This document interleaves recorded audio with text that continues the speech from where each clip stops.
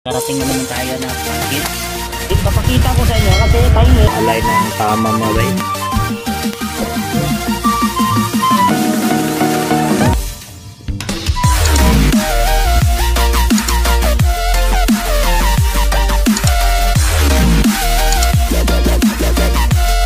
Yan mga bay, may bagong nakarating naman tayo na package. So yan, laki-laki ito mga bay, mabigat, mga almost yan, buksan na natin 1 kilogram. 1 kilogram pala mga bay na nakalagay. Yan, hindi ko alam mga bay kung itong order natin di ba tayo scam ito, kung ito'y legit ba. So dandahan na natin. Oh yeah, yan. So grabe, naka bubble wrap siya mga bay.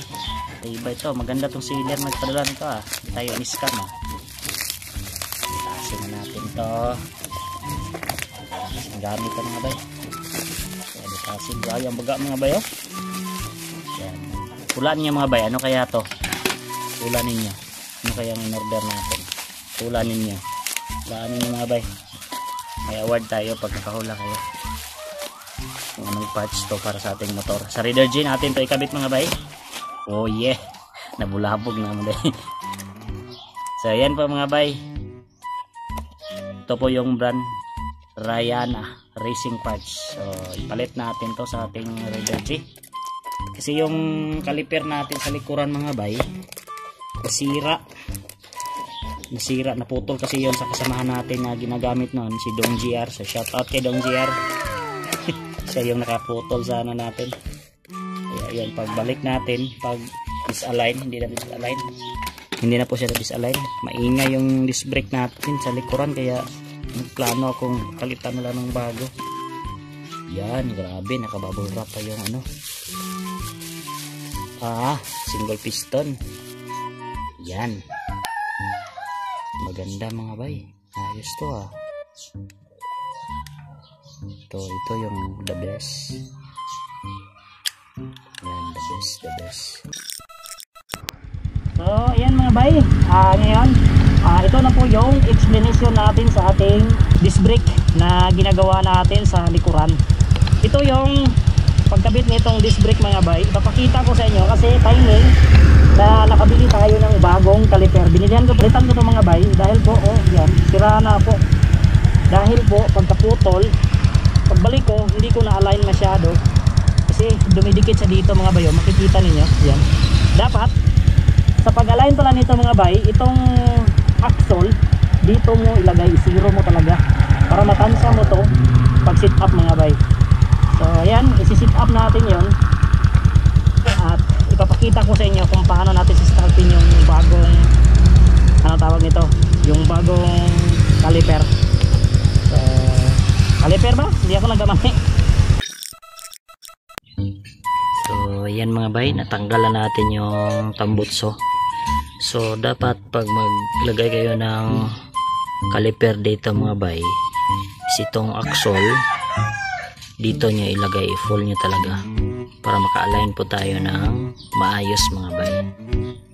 So yan, luwagan natin, kunin muna natin tong mga bay, luma, at yung bago ang ilagay natin mga bay. So diskartehan natin, may dalawa tayong option na diskarte na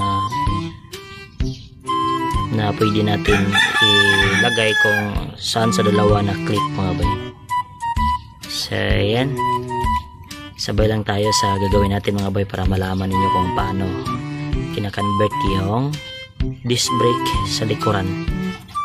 So yan, sa Raider 150 to na caliper mga bay na gamit natin. Pangit kasi yung double piston mga bay yung sa XRM, kaya ito yung desisyonan natin. So yan, tatrabahoin na natin mga bay. So yan mga bay, natanggalan natin. So ito po yung bracket sa ating disc brake. So medyo nasa ibabaw po siya. tanggalin natin ito mga bay at dito natin sa ibaba natin nilagay yung bracket para mas maganda tignan. So first option natin mga bay, tanggalin natin to, lagyan natin sa bago. Ito po yung masira sa atin mga bay. Yan, kita niyo, puto na talaga siya, kaya pangit nito, hindi na to na align ng tama mga bay. Kaya decision na natin na bilihan ng bago mga bay. So cuttingan natin to dito para makabago tayo ng posisyon sa ating paglagay ng disc brake bracket ng ating caliper mga bay.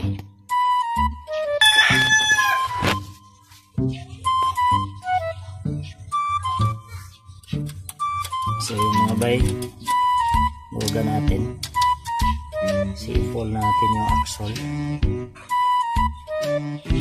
pull natin, ilagay dito. Yan. Tapos po natin mga bay.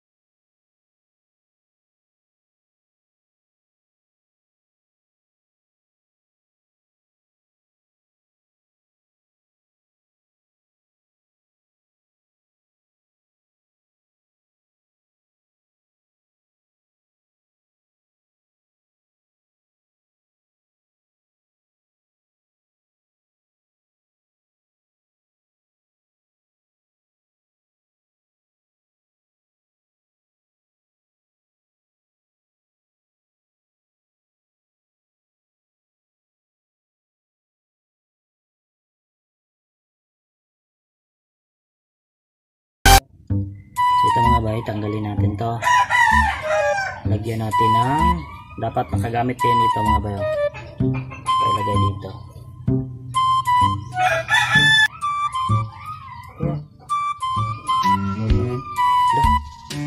Awas mga bay, sayang sila yung pinita kita. Tanggalin natin to. Pagtanggal nito mga bay, siguro na tayo mahirap ito mga bay.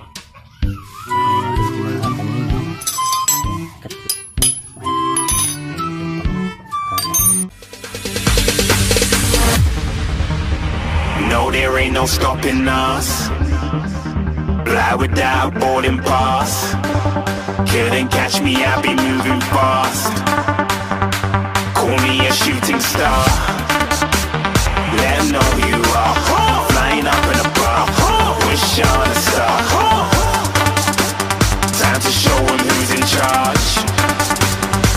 Call me a shooting star.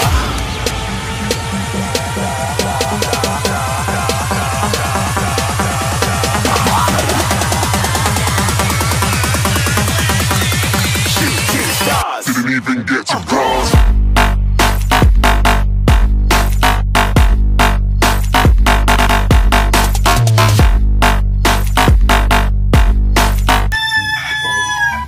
Yan mga bay, try natin ibumba kung kakapit ba. Bay, natapos na, kumapit na yung brake. At nabi, nabasa-basa mga bay sa brake fluid. So, ang gagawin natin yan is linisan natin yan mamaya. Tapos nito ang alignment natin. So ito na po yung posisyon niya mga bay. Pag ang gagamitin ninyo na caliper sa reader, mas okay sa mga bay. Yan, kita ninyo dito yan ang video. Ito. So hindi ko yan kinat kasi ang gagamitin natin ng bracket dito sa kiliran mga bay is ito, putulin natin tong dati natin na bracket. Ito kukunin natin to. Ito lang yung kunin natin at welding natin dito. So yan lang siguro ang pwede natin na madiskarte nito na mas okay at maganda tignan. So yan, putulin muna natin to mga bay.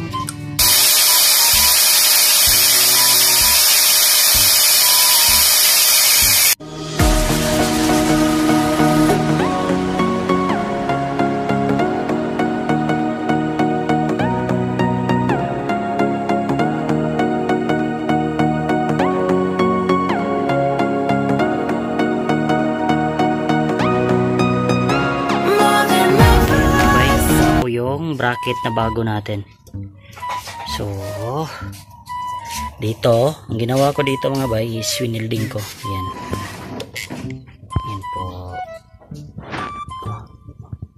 Kuha na natin ang lights. Yan po, winelding natin dyan. Yan. Hindi pa natapos to mga bay. Yan. At ito, align na po siya mga bay. Kita natin kung align ba. So yan mga bay, ang gagawin ninyo pag mag-align, dapat ganyan ang posisyon niya. Yan mga bay. Tapos itansya nyo dito yung bracket. Yan ang bracket ko. At dito yung distansya dito sa shock mga bay, dapat hindi siya mabangga dito mga bay, kasi pag mabangga siya hindi siya pepeno. At dito rin mga bay sa ilalim. Yan, dapat may distansya rin yan. So tandaan nyo mga bay ha, yung axle is full. Dito nyo ilagay pag mag-align kayo nito ng disc brake pang raider. So ito pong nangyari. So yung bracket na standard sa raider hindi ko kinuha.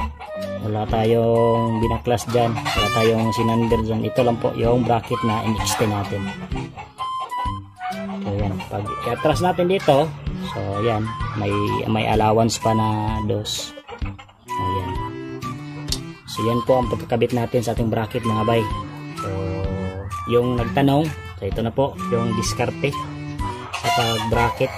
So medyo hindi lang siya magandang tignan, pero lagyan natin ng pintura to mga bay, itong sa loob, para hindi siya pangit tignan. So yun mga bay, tapos na. So napinturuhan na po natin. Pangit pagka-pintura mga bay, bilhan lang natin to ng bagong pintura. I-repaint natin tong shock natin. So yung pangit na shock natin mga bay. So ayan, natapos na rin ang bracket. Bitin natin yung tire para malaman natin kung okay yung preno natin mga bay. So ayan mga bay, natapos na yung project natin. So ito po siya. So maganda po ang kanyang pagka-convert. Buo po yung nagamit natin kasi hindi natin pinutol mga bay. So yan, may space dito. So malaki pa yung space mga bay. Yan. Dito sa ilalim. Yan. So malinis sa pagkagawa mga bay. Bracket.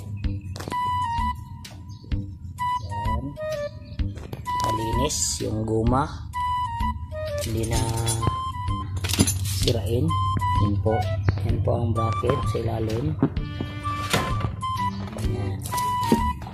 At ito, try natin ikotin yung tire kung may tumunog ba. Yan, brake. Yan, brake. Try mo na po. Wala, grabe, hindi magalaw mga bay. Buhay ba?